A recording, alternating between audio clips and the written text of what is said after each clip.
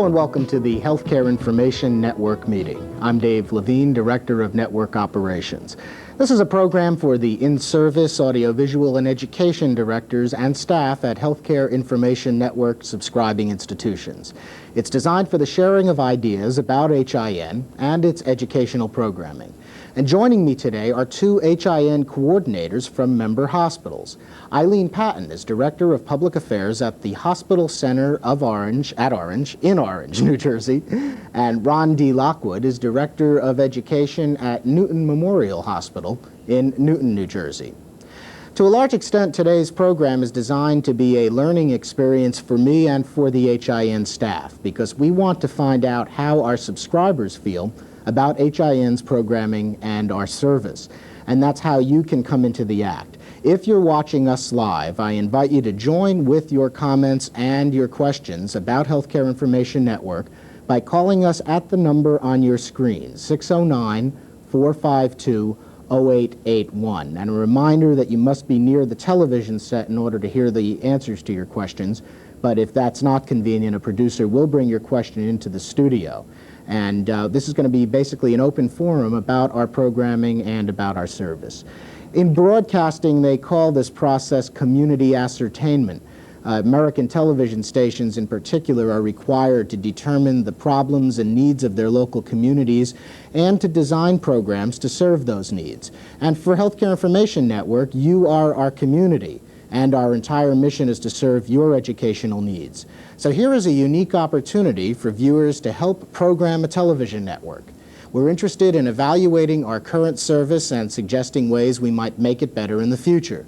And by the way, if you are watching us on videotape, we'll invite your written comments or your later phoned-in comments, and we'll give you an address and a phone number at the end of the program. There have been a lot of changes in programming here at Healthcare Information Network over the course of the past year, and there are many, many new things to come. Perhaps a good way to summarize where we've gone and where we are going is to let you take a look at our new network highlights tape. This tape, by the way, is an excellent way to introduce Healthcare Information Network to your staff, both new and existing staff. And it's an excellent companion to our newly published, or about to be published, I should say, utilization manual, which I should say is finally at the printers and should be in your hands sometime in the next few weeks. So to give you a chance to videotape these 12 minutes of highlights, what we're going to do is take a 90-second break. And if you're not taping right now, why not grab a tape, throw it into the VCR, and we'll be right back with Healthcare Information Highlights.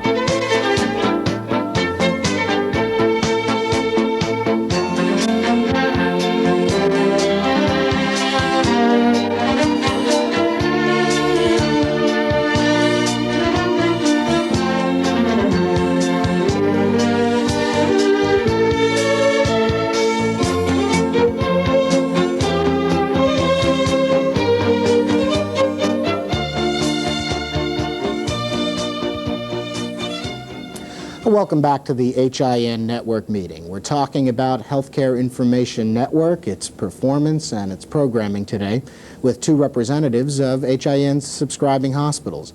And of course, you can join the discussion at area code 609-452-0881. As promised before we went to that break, we're going to roll for you now a copy of HIN's new highlights tape.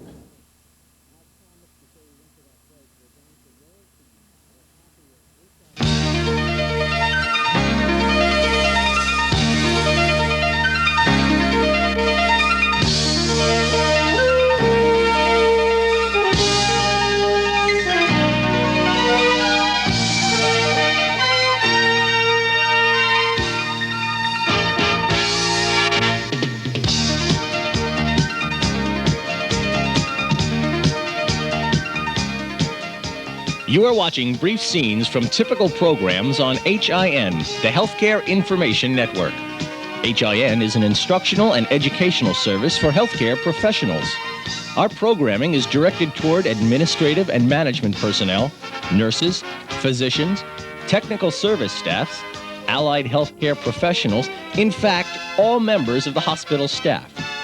More than 300 hospitals in 25 states currently subscribe to HIN programming, and we have the potential to reach nearly 1,000 hospitals just about anywhere in North America via our satellite network.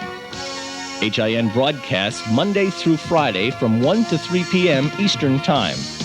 Because many of the programs are live, viewers have the opportunity to interact and become part of those programs by means of a special telephone circuit. Hospitals are also encouraged to record programs for second and third shifts and others who missed the original broadcast. Now sit back and watch samples of the wide variety of programs available to HIN network affiliates.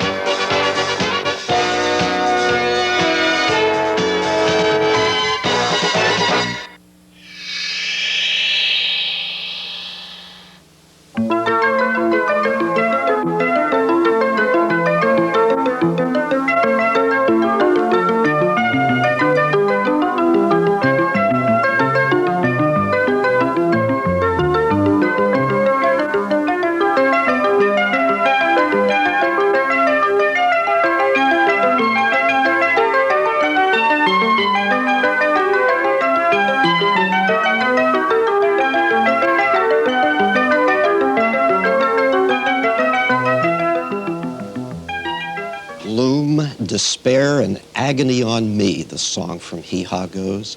Deep, dark depression, excessive misery. If I didn't have bad luck, I'd have no luck at all. Gloom, despair, and agony on me. I'm your host, Buzz Goodstein, and of course, those are the easy faces of depression to spot. And furthermore, patients who have had strokes will often experience a depression, and one is tempted to attribute the depression to just what the stroke has done to the person's body. With newer work, we're recognizing there actually may be biochemical changes in the brain in patients with stroke, which then give rise to the traditional kinds of depressive pictures. Other syndromes which are associated with depression include hypochondriasis and a variety of physical complaints. Dr. Lerner from Gulf Coast Hospital in Mississippi. Are you there, sir? Yes. Please go ahead. My question is, do you have any pattern or tips to recognize a headache which is symptomatic of depression? Dr. Hom, I've thought about the differential diagnosis of headaches. Are there some pearls about differentiating? Well, I think the basic issue there is careful history taking and taking the time to carefully examine with the patient the type of headache.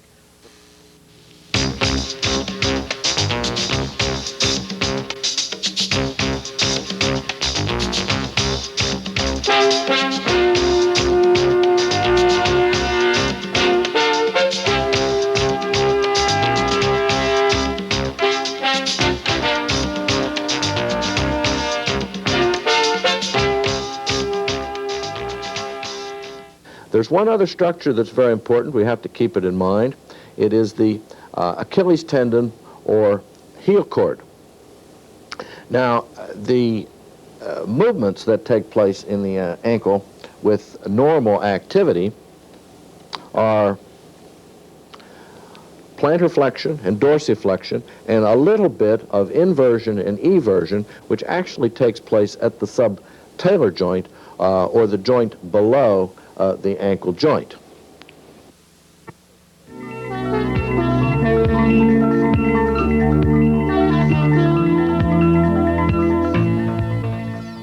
Just how safe are healthcare workers from contracting the AIDS virus? That question needs to be addressed right at the beginning. So we go back to the source, back to the CDC in Atlanta. Patrice Sikora also spoke with Dr. Eugene McCrae of the Hospital Infections Group. Based on the studies that we've done here at CDC and a number of other studies, healthcare workers appear to be at very little risk of developing AIDS from documented exposure. In the absence of a documented needle stick or parenteral mucous membrane exposure, we feel that healthcare workers are at no increased risk. From Methodist College of Nursing and Allied Health in Omaha, Nebraska, explain what is meant by AIDS-related complex. Most patients with AIDS are diagnosed clinically, and there are laboratory tests that go along with that, but they're not necessary for the diagnosis. A much larger group of people also are blood test positive, come from the same risk groups who don't have opportunistic infection, don't have the classic AIDS syndrome. They are called AIDS-related complex. And some of the non-union employers have arbitration for employees, even though they're not represented by a union. How do you feel about that? In the absence of a union, an employer that offers arbitration to deal with issues of employee termination? Well, I think we can look at the Huffman-LaRoche case recently, where if there is a manual that the employer establishes that provides a certain procedure to resolve disputes among the employees and the management, then the management ought to honor those publications. If they publish a document or a rule of procedure or a manual just for union avoidance purposes, it may be the very thing that will create the momentum for the employees to try to organize. This is Jeffrey, and Jeffrey is spastic cerebral palsy. And what Jeffrey has been working on is a lot of reciprocal kicking. Can you kick, Jeffrey? Go ahead. Show how you kick that. Good boy. Nice job. A lot of nice head control when he's in the water. Yeah. And he really likes to just relax when he's in here. His tone really is reduced, and his movements are a lot freer. We've also been working on some therapeutic things such as sitting, and we've attempted to do some standing with him also over at the steps. Right? Yeah. So we're gonna... It looks like we have approximately 3 P waves for every QRS. So if we have an atrial rate of 90, then and there's 3 P waves for every QRS, the patient's ventricular rate is about 30. However, it is extremely important to remember that there is no congruency between the two. There is no atrial component to a third-degree AV block. It beats independently and separately. You have to be a little bit careful to make sure that you use the right products in this procedure. Here Greg is starting to extract, and he would be using not a shampoo and not the traffic lane cleaner in the extractor, but an extraction fluid which has a high pH and is designed to be used in hot water extractors. And it's important to use the right product and the right piece of equipment. Severe Hurricane Gloria is bound for New Jersey. With this warning, the potential for a direct hit had increased substantially. Information we were receiving was that the officials were fearful that the island would be hit by 130-mile-per-hour winds and that a 20-foot tidal surge would strike the Absecon Island and the adjacent barrier islands. It was at this time that administration decided, after consulting with city and county officials and other hospital management personnel, to evacuate its patients. County emergency management personnel recommended that it was better to be safe than sorry. Through a systematic process, they began to evacuate 261 patients. The problem that we faced was how to transport patients to outlying hospitals. How does one approach a grieving family to talk about organ donation? First, we have to deal with the process of them understanding that there is death and try to make the distinction between brain death and death. It's tough because when people walk into a critical care unit, they see the monitor going blip, blip, blip, and you can hear it from across the room, and you can see the ventilator going up and down. Sure. And it's awfully hard for somebody to understand that that patient is truly dead. Dr. Rhodes' emphasis is to save lives. He's a trauma surgeon. And it's not until that all stops have been given to this patient till he decides that this patient is brain dead, and then offering the option of organ donation to that family. While one can understand under the under the operating proposal that would be less appropriate, but capital happens in such overwhelming large dollar lumps that one day you wake up and you go to work and you have $10 million or $40 million on the books that you didn't have the day before. And it really does happen that way. And yet these proposals that are coming out of the department and those seeds are being sowed in Congress now don't seem to want to come back to the fact that, gee whiz, folks, give us a break. We're not asking for any more dollars than we're getting now. We just want fair treatment. Two or three comments, and I hope they don't sound too inconsistent. But first of all, I think you need to remember that with respect to a hospital's total revenue situation, not just for Medicare. These are just a few of the wide variety of topics selected from HIN's 40-hour monthly broadcast schedule. Many programs are applicable for physician continuing medical education credit, nurses continuing education units, and in-service training. And we are committed to increasing the number of accredited programs available each month. Membership in the network includes a utilization package, helpful guidelines for effective use of HIN's educational service. We also like to stay in touch with each member institution on a regular basis. We do this by means of a live monthly program called the Network Meeting. It's an interactive exchange between HIN staff and hospital staff discussing problems, new program ideas, and other topics of mutual interest. If you're interested in obtaining more information about HIN or our services, please contact us. The Healthcare Information Network, 760 Alexander Road, Princeton, New Jersey, 08543, or call us at area code 609-452-9280, extension 302.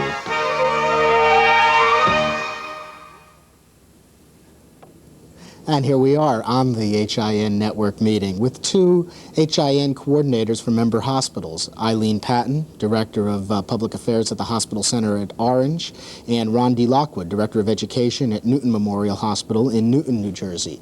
And you can join us as well. Our phone number, if you're watching us live, is area code 609-452-0881. And we're talking about programming, and we're talking about service, and I'm trying to get some ideas about how we might better provide the type of programs that fill needs at hospitals. And we should probably start by my getting some idea of what you see as the greatest needs in education and training at hospitals at the moment. Eileen?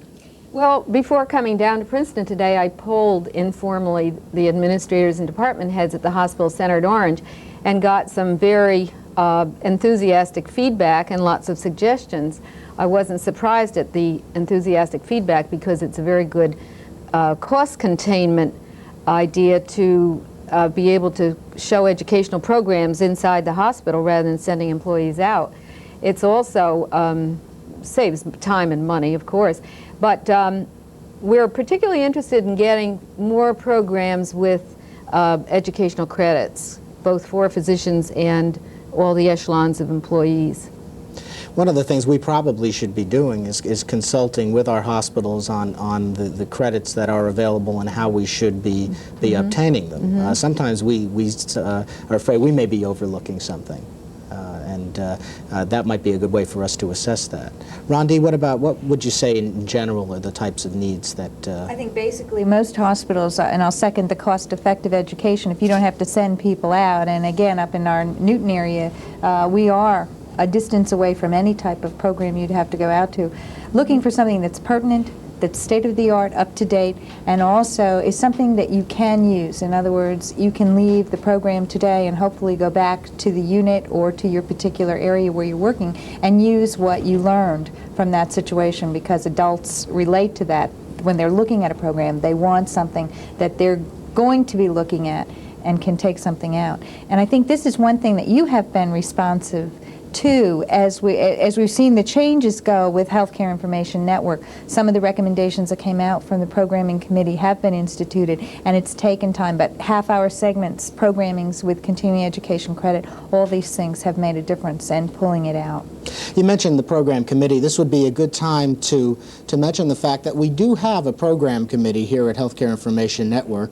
As we've grown in the last year from very much a regional service in the New Jersey area to now very much a national, it may be that because of the restrictions on things like travel that we have to depend more on our local participants. But I should say that the membership in that committee is not restricted at all. It's open to any institution that wants to send somebody, and we have been meeting, well, let's see, we've met, I suppose, twice in the last year, and I guess it's about time for another one. We've already discussed that. But we'll let every hospital know about that and invite anybody who wants to send a participant. We really sit down for a good portion of a day, and it's a real rolled-up sleeves work session in which we try to find out, much in the same way that we're doing here today, but in much more detail, what the needs are. And we've found that, I think, very useful, and I hope you've found it that we've been responsive. Oh, I think so. I think very responsive in the overall presentations, in just developing programs for continuing education credit, because prior to program meetings, there was limited continuing education credit. Now, I find that most everything that comes in just about monthly has some continuing education credit associated with it. We did talk about some problems with some of the credit situation with being able to or having to view it live versus being able to look at the tape. The taping has been very, very helpful to look at a program later on because, again, timing is not always an easy thing for people who are working in an institution and taking care of patients and particular work responsibilities. Also other shifts. That's right. It's a 24-hour hospital versus 7 to 3:30 or 8 to 4:30 or 9:30 to 5 Monday through Friday. We're talking 24 hours a day, 7 days a week, and that's important. And of course, each profession has different standards and different requirements, and for that matter, different levels of continuing education unit. And I think it's probably has to be a mutual process. We can provide some material and do what we can, but at the same time, in many cases, there still has to be some sort of affirmative action at the receiving end, particularly, as you say, if a program is received on tape. Are you dealing with that in any way, either of you? For continuing education? Yes. Yes, the biggest problem we find, at least for continuing medical education, is that if the physician views the live teleconference, they receive credit for that. If it comes at such a time that it is not conducive to them being able to view it, we tape it and they can present it later at a department meeting or at a different situation. However, they may or may not be able to receive credit depending upon the situation of how it's viewed. And that can be a problem. It's interesting because as we talk to hospitals, both potential subscribers and then the current subscribers, and maybe you can explain this. We're told how important the CEU and CEMEs are. However, there have been many programs that they've been offered, and we've had very little response. And we know that the viewers are out there. For our major teleconferences, for example, we get a lot of phone calls. We get some very good questions that reflect the professional level of the viewer. And yet, when it comes time to receive back the CME sheets, it's obviously a high priority for some professionals, and others, it's just not that important. Would that be a good explanation? I think that's probably some. It also depends on mandatory education as to whether or not, in a particular, I'm licensed in one state where it is mandatory for nurses to have continuing education to maintain licensure. Physicians are mandated to maintain a certain amount of education. Pharmacists are mandated, and I think that's where you're going to get some of the motivation for continuing education in that situation. But as those people responsible for coordinating the education activities, obviously you feel an obligation to provide as much as possible. Definitely, very definitely. And I think all the department heads agreed, and our administrators, that the employees are much encouraged to go when it is for credit rather than just for enrichment. I think, again, we talked a little bit about this too. prior to this was the grassroots level. We need more, a lot of the programming is geared to the supervisory level, to management, and to management personnel, and may not always be applicable, except maybe for the nursing programs, and they have been very applicable to the nursing profession. But I think that overall, a lot of the other programs have not reached the grassroots level, specifically housekeeping.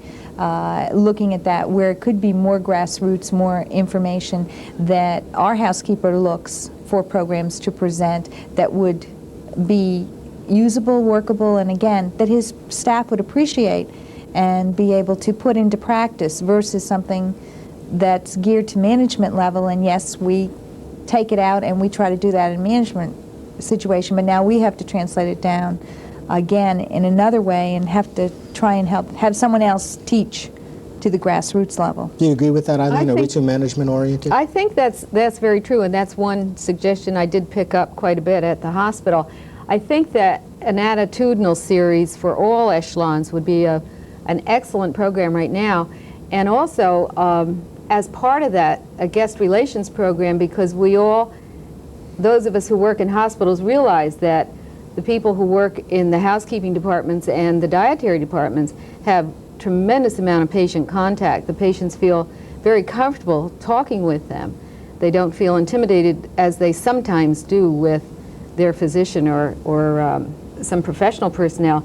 And I think that it would be a really marvelous series to have guest relations and attitudinal for all echelons, just right across the board. Let me invite you, by the way, on that, to take a look at a program. We started a series on guest relations that in April really was built around creating how to create a guest relations program. But I think what you'll find in the second, third, and fourth month of the series, that they really will deal with directly with attitude, and that they'll be viewable by the whole staff. Excellent. In addition, within those guest relations programs are some very well-performed vignettes that can be separated out from the program and can be used as part of an in-service activity. Yes, it includes role-playing and so on. So that's one I think maybe, well, I'd be interested to find out both from you and from everybody else whether we're filling that need there. Obviously, definitely program one was for the manager and how to get a program started, and I don't think we need to discuss the importance of such a program. But 2, 3, and 4 may be just a little different, and that's going to be coming up on number 2 will be on the air on May 27th, and that's on Tuesday. Let's talk about timing and schedule, though. We've touched, first of all, on the question of tape versus live. And that is, I've got to tell you, that's an ongoing personal conflict with me. I think it's something that we discuss endlessly. We get involved in it at every program committee meeting. Let me try and summarize it and get your feelings on the matter.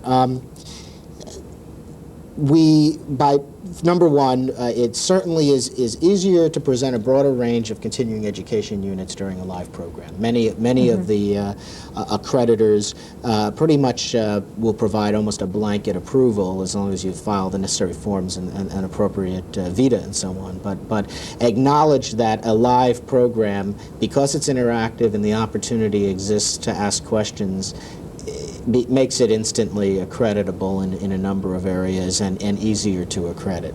And yet at the same time, I'm getting a lot of feedback that says to me that the programs many of the programs are being watched on tape. I'm sure that a lot of the education coordinators right now, as we sit here live at 1:30 on Tuesday afternoon, have tapes running, and they'll be watching this at their convenience, will not be taking advantage of the live feedback. And the fact of the matter is, as a producer, that I can say you can turn out a much better program if it's on videotape. You can edit, you can deal with certain issues, like a physician lecturer who insists on saying, next slide please, as if he's up on a podium. And we can deal with that on videotape because you can edit. A lot more effort goes into producing a live show of quality.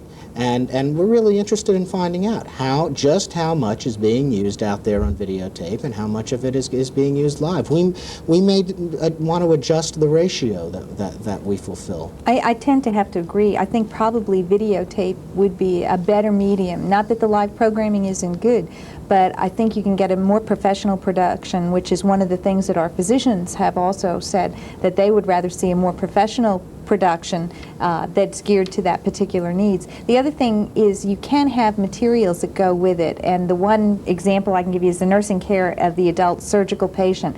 I do know of one person that is subscribing for the continuing education credit at our hospital and will be viewing this. She received a whole booklet as well as testing materials and information. There's a lot that goes into that and making that an acceptable situation. But I think that it will be very pertinent. The information that will come forth on that, just from looking at the education manual that came with it, will be one of value to all med-surg nurses who are involved on a nursing point of view. And obviously that can be shared. Let me just interrupt just to say that on our series, The Nursing Process, as soon as the ANA credits which have been applied for are approved, that's one where, without having to charge an additional registration fee, every hospital will be getting a large bunch of material, and the surgical patient, the surgery nursing one, was something that we're airing in cooperation with the original producer, which is the Washington State University, the Intercollegiate Center for Nursing Education. And in that case, they were gracious enough to make the programming available to us, but because of the cost of processing credits, asked to tack on an additional fee, something that, while we prefer not to do, at least we feel it's something as an option we can make available. And I think that's it, the fact that it's optional, and if somebody does want it and can get the continuing education credit, they're not adverse to paying. You're paying for 7 programs, a minimal fee for quite a bit of information that's coming through in this booklet, and the testing material too, to guarantee that the knowledge that you watched the program and you did receive some knowledge from it from an educational standpoint. That's very important. Back to the idea of taping, though, because I think we never really... One suggestion that came up time and time again with our people at the hospital center at Orange was that they like the idea of on-site filming. They think it's, besides being very professional when it's taped, they also like the idea of seeing different sites in other hospitals rather than talking heads. And I think that the audience enjoys it as well as the professional staff that... I think that's the problem with teleconferences. Teleconferences are great. You get a lot of information, but you're watching people talk. Whereas if you had something that was more of a how-to type program, actually seeing how someone else did it, it would be more pertinent. People would like to watch it, and it would be more entertaining. And unfortunately, education has to be entertaining regardless of what we want to believe. No doubt, but then that does eliminate the ability to interact and to ask questions. And yeah, that's a decision we have to deal with, and we talk about on many of our shows. How do we handle this particular one? We were talking earlier about training, ongoing training and development for dietary and housekeeping. That would be a good way to show, I think, dietary and housekeeping staff would relish watching how people are trained at other hospitals, say in Michigan or California, and it would be reinforcing their training but also by being entertaining.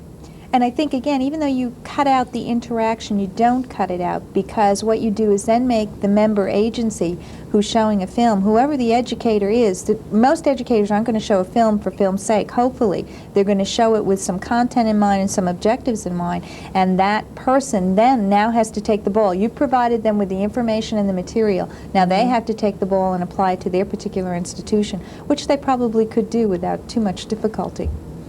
Let me ask sort of directly, and I know I didn't ask you to come up with a hard, fast figure, but estimate for me off the top of your heads, of the live programs that we transmit that are designed to be live, how much of it would you say within your hospitals are viewed live as opposed to viewed later on videotape? Because that's something that, and maybe we should ask a lot of other people that, because it may help us determine how we should be programming. I would say 10%. Only 10% are actually viewed live, so most are viewed on videotape. That's the type of feedback I'm getting. Eileen?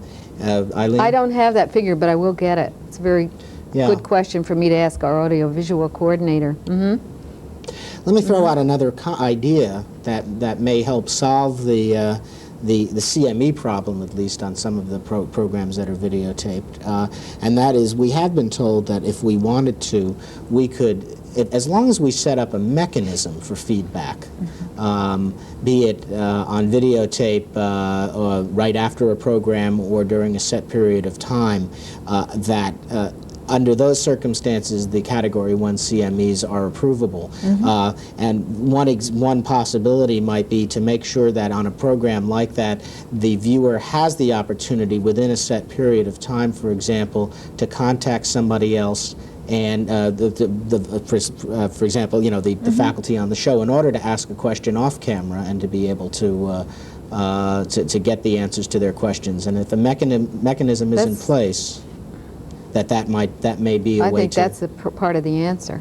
That may be part of it. However, I think that may also pose some logistical problems in getting two very busy professionals together and getting phone calls back and forth and that type of situation, depending upon, yes, you have a limited time to view and to call, but I would think there would be a mechanism back in the own institution, whether it be through the Director of Continuing Medical Education or a Director of Education somewhere, somebody who's accountable, no question about that, you have to have that accountability, but that would definitely document that those needs were met, that it was discussed, that the information was put forth, and specific objectives were attained.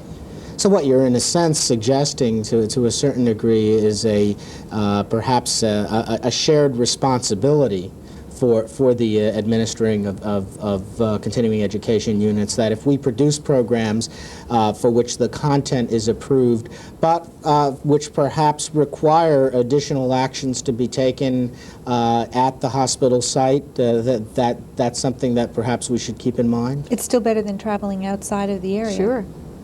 And I think as we go along, that with the input from the other hospitals to the program committee and to HIN network, I think that these things will become, you know, more and more common in hospitals. I think people will get to hear about it. For example, timing will always be difficult, I guess, but I think as we improve, as we go along, by word of mouth, this will get out and people will begin to use the network more than they do even now.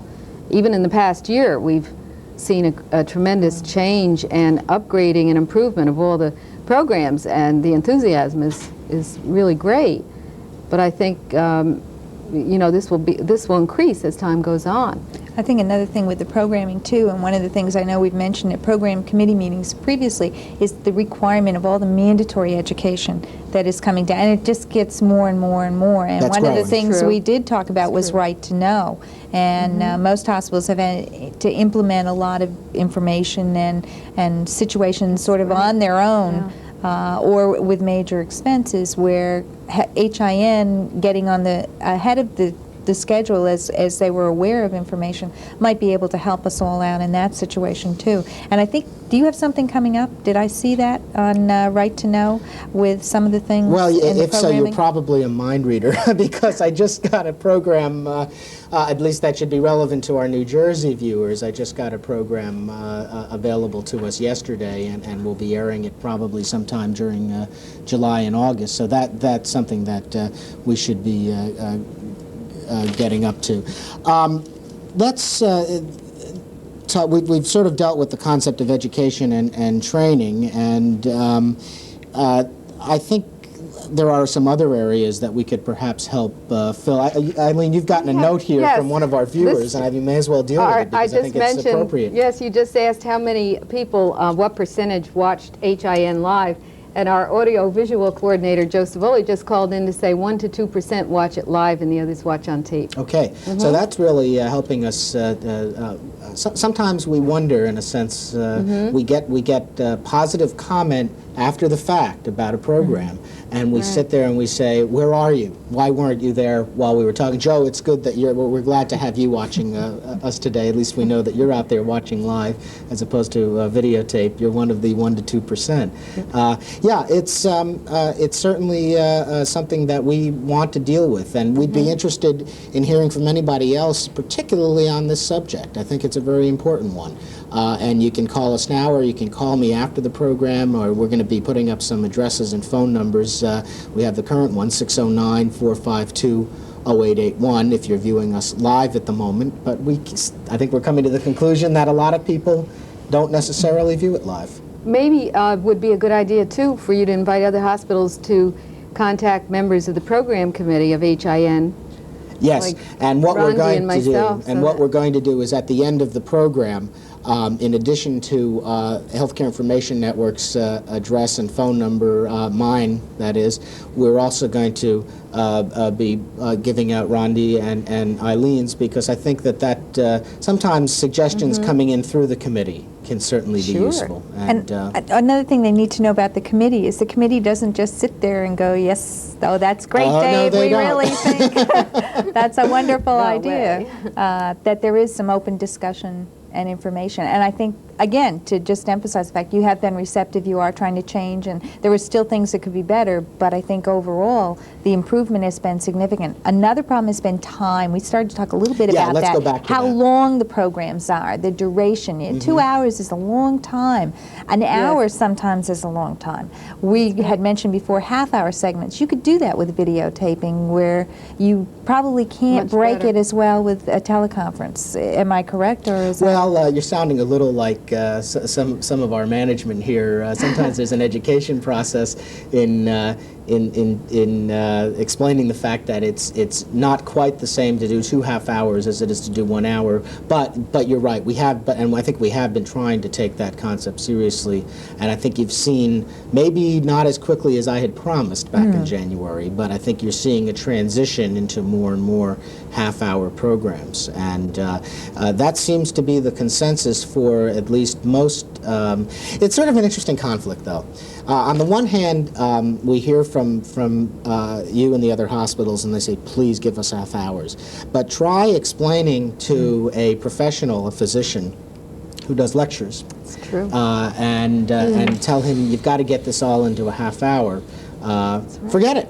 I can't do it.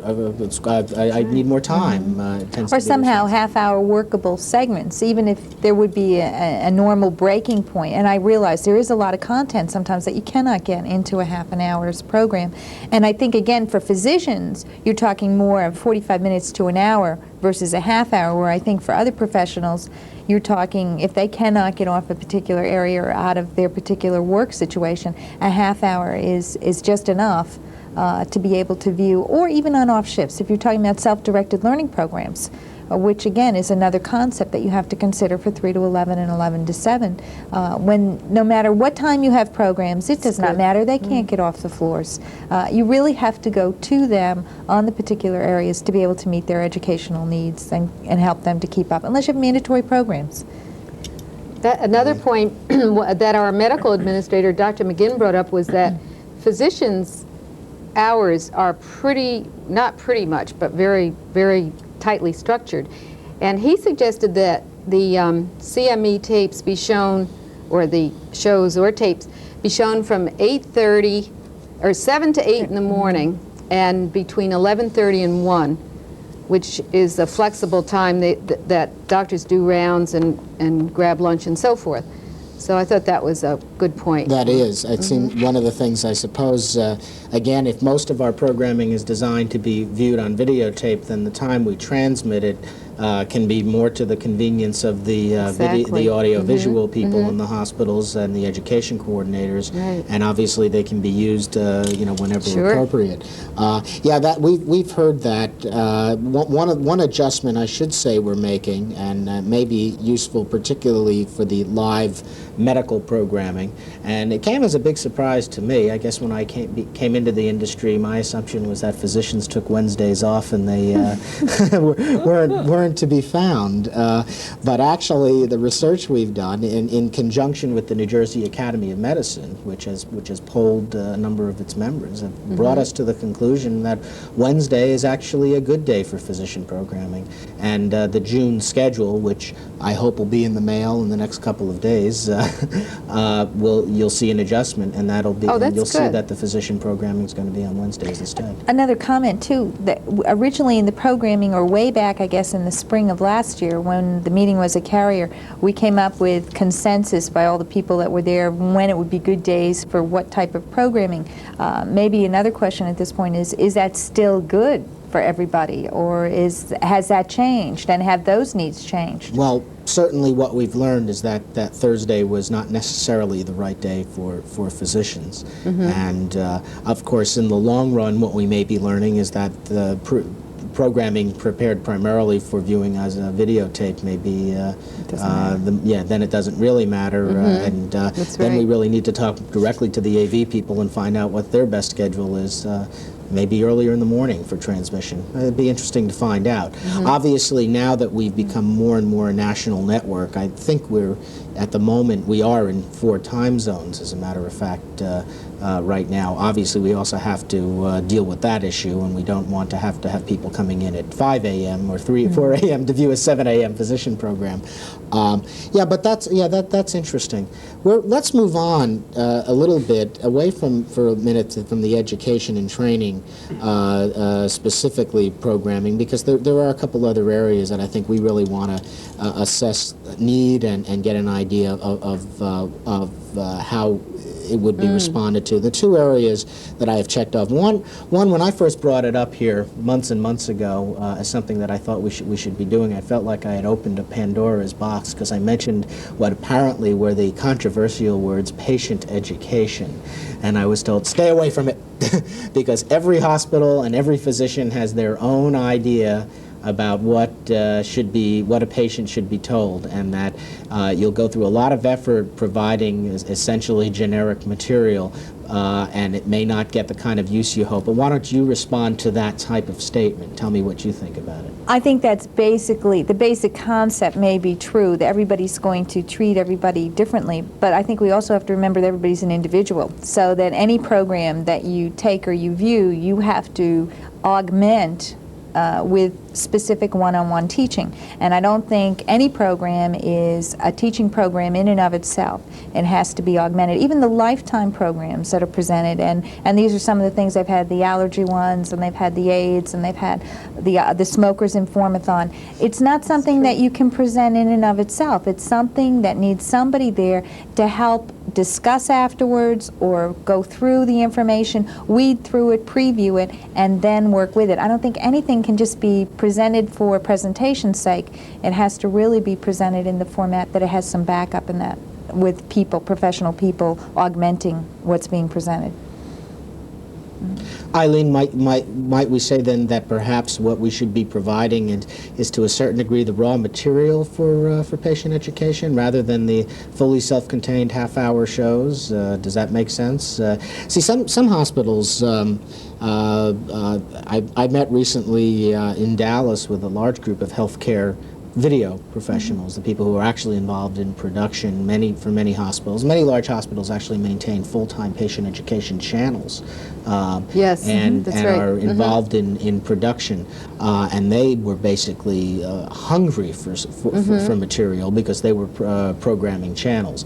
I'm not sure, and maybe we should find out how many of our hospitals provide that kind of service. I think there are a lot of sources for good patient education programs, particularly, as I mentioned to you earlier, the University of Wisconsin Department of Continuing Education. And I think the best way to approach this, in my humble estimation, Dave, would be to survey the New Jersey hospitals, directors of medical and nursing education, because I think that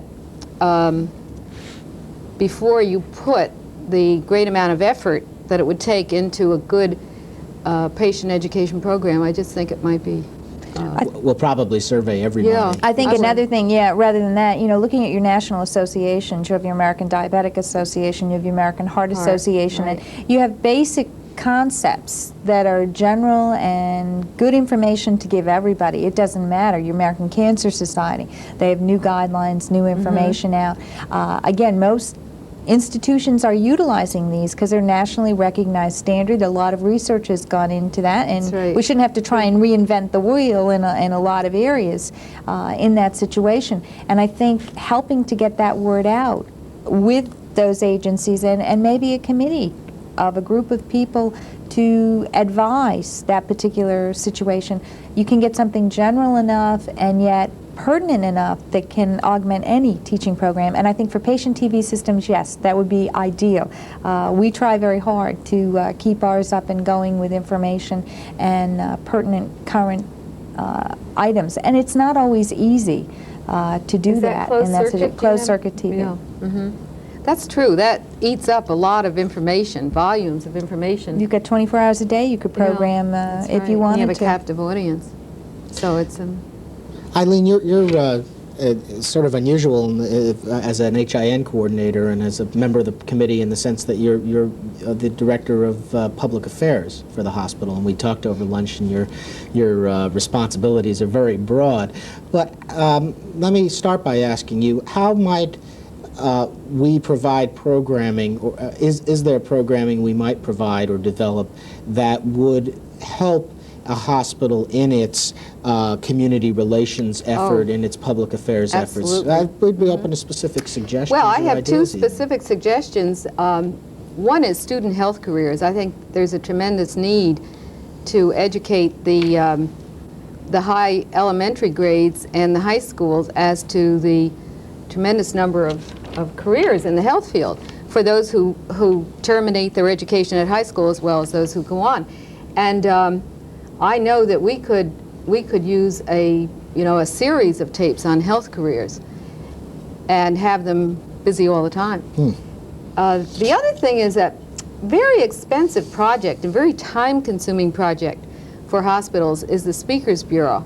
And with the need for high-tech equipment and VCRs and Vidimagics to show the tapes on the wall for audiences of 40 people or so, I think Speakers Bureau tapes would really be a boon to all of us on such topics as hospitals, cost containment, PROs, Medicare regulations, any number of things. I think, and again, well-known authorities, not necessarily, somebody from New Jersey Hospital Association presenting the side of the picture that needs to be presented that people aren't getting. There's so many situations out there and different things that are going on, and people see one side of a situation and it may be negative, and you're trying to get out a positive approach in that, and it may not always be an easy way to do that. Plus, the people are confused. I think the average citizen on the street is confused about the alphabet soup and the DRGs and the HMOs and the PPOs, and I think that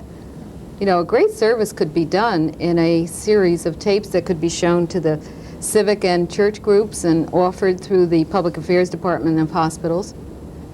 You think there would be significant activity? We actually did a little experiment a few months ago, and actually, now that I think of it, we probably should transmit it. We edited down. We did back in November and December 2 one-hour shows on transplantation, primarily organ donors. Among the guests on it were former Governor Hughes of New Jersey, whose wife had donated her corneas before she died, and representatives of the Delaware Valley organ donor organization, and we cut a 20-minute version of those 2 hours, and as a matter of fact, some of our management have used it in presentations to things like Lions Clubs and so on.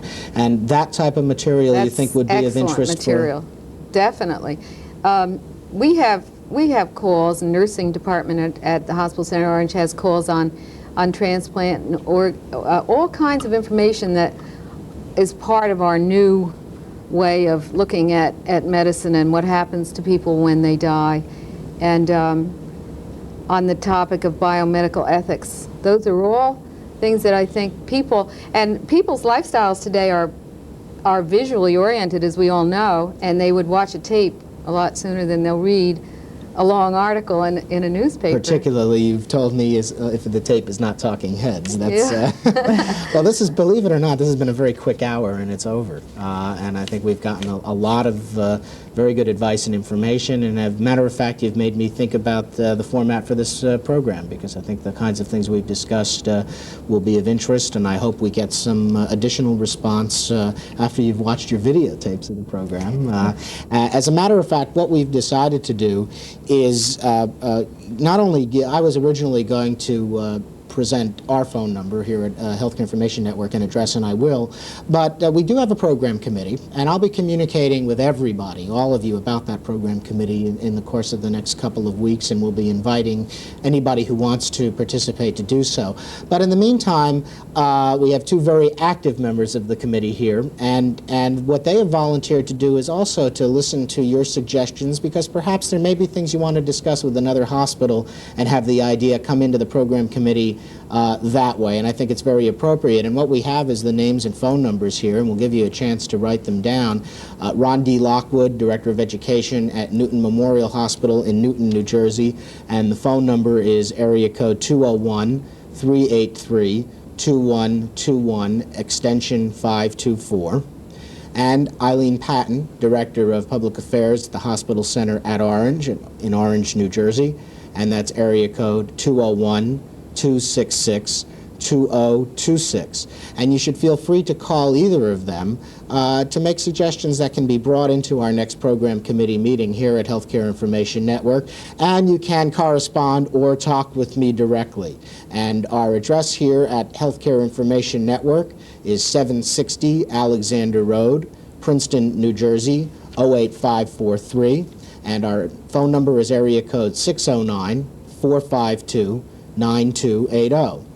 And again, it's been a very fruitful discussion. I think I've learned a lot. I know our staff has been listening very closely, and I think they've learned a lot and are going to have some ideas to talk about at our next meeting. I'd like to thank both of you, Eileen Patton, Director of Public Affairs at the Hospital Center at Orange, and Ron D. Lockwood, Director of Education at Newton Memorial Hospital in Newton, New Jersey. I'm Dave Levine, and I'd like to thank you for watching the Healthcare Information Network meeting.